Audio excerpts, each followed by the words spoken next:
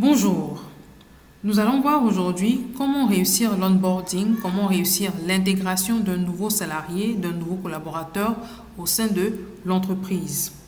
Donc pour ceux qui nous suivent dans la capsule de la veille, nous avons vu quelques motifs de rupture de la période d'essai, que cela soit du côté de l'employeur ou encore de l'employé. Et en ce qui concerne l'employé, donc parmi les motifs de rupture les plus récurrents, figure le mauvais processus d'onboarding ou encore l'inexistence d'un processus d'onboarding. Donc, par ce mot relativement barbare qui en anglais signifie embarquement, il faut comprendre simplement qu'il regroupe toutes les pratiques, toutes les activités liées à l'accueil et à l'intégration du nouveau salarié au sein de l'entreprise. Donc, il faut comprendre que si cette étape est bâclée, cela peut conduire au départ prématuré du salarié, donc à la rupture de la période d'essai avant son échéance. Donc, je vous ai partagé l'exemple d'un candidat, qui nous a fait savoir qu'arrivé dans une entreprise suite à son recrutement, une entreprise à l'étranger, il s'est retrouvé complètement abandonné, esselé, personne pour lui tenir la main, personne pour le guider, tout le monde dans son coin, etc. Donc déjà les premiers jours, il avait eu une très mauvaise impression de l'accueil et ce qui a conduit bien évidemment à son départ prématuré, donc à la rupture de sa période d'essai avant l'échéance.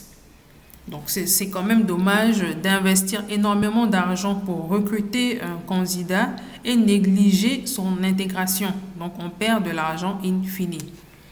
Donc en pratique, qu'est-ce qu'il faut faire? L'onboarding, même si une fois de plus le mot est plutôt barbare et plutôt complexe, c'est vraiment très simple et chaque entreprise, quelle que soit sa taille, peut l'appliquer et l'adapter à sa sauce. Donc premièrement, l'onboarding concerne également avant l'arrivée du collaborateur. Donc, il faut que ce soit un processus qui démarre avant que le collaborateur ne prenne effectivement fonction au sein de l'entreprise. Donc, qu'est-ce que cela implique? Donc, il faudra préparer tout ce qui est documents administratifs à remettre au nouveau collaborateur, donc tout ce qui est contrat d'embauche.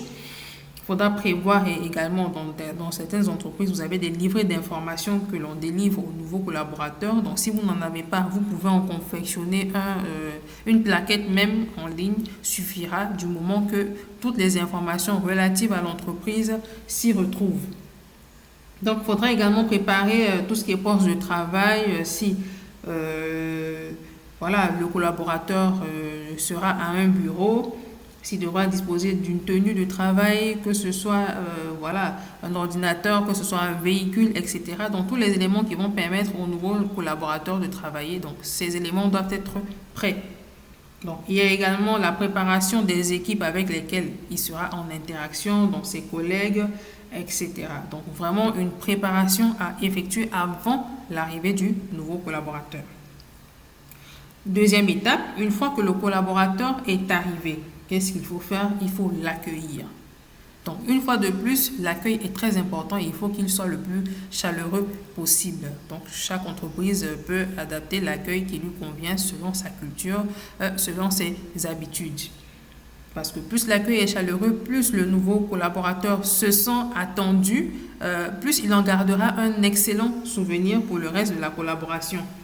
Donc, un pot de bienvenue peut être également prévu. Donc, une visite des locaux, une présentation aux équipes et surtout un repas à partager ensemble.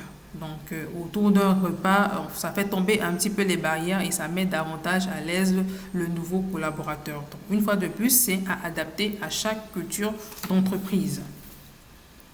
Donc, troisième étape, là maintenant on parle de la planification du travail. Donc, le nouveau collaborateur est là, il faudra vraiment lui expliquer le fonctionnement du service, le fonctionnement du département ou de la direction.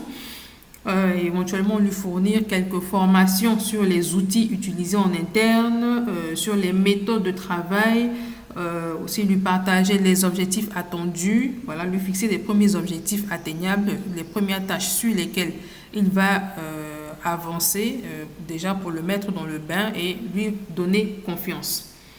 Et par derrière, il faudra rester disponible pour répondre à ses questions et à ses interrogations. Donc pour cela, une personne du service peut s'en charger ou à défaut la personne en charge de l'intégration du collaborateur. Quatrième position, il faudra effectuer un suivi régulier de l'intégration.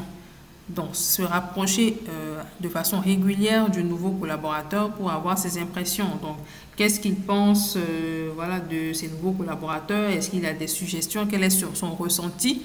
Voilà, suite au premier jour passé dans l'entreprise, etc. Donc, faire un suivi régulier permet également de voilà, tester la température et effectuer des corrections si nécessaire.